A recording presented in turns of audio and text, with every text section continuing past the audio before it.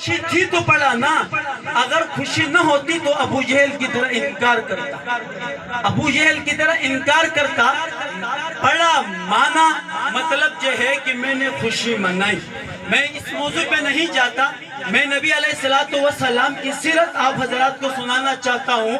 پاک پیغمبر صلی اللہ علیہ وسلم کو اللہ رب العزت نے اتنے معجزات دیے، اتنے کمالات دیے، اتنے اوصاف دیے، اتنی بلندیاں دیے۔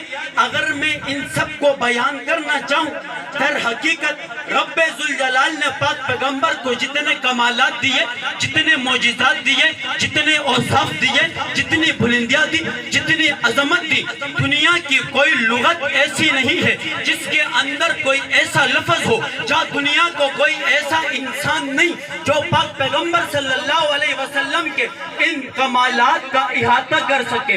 دنیا کا کوئی انسان نہیں کر سکتا۔ میں پاک پیغمبر صلی اللہ علیہ وسلم کی سیرت کو بیان کرتے ہوئے جو کہنا چاہوں گا، مولانا مناظر احسن گیلانی رحمت اللہ تعالیٰ علیہ بہت بڑے سوانح نگار گزرے ہیں، وہ انہوں نے ایک کتاب دیکھی النبی الخاتم، جس کے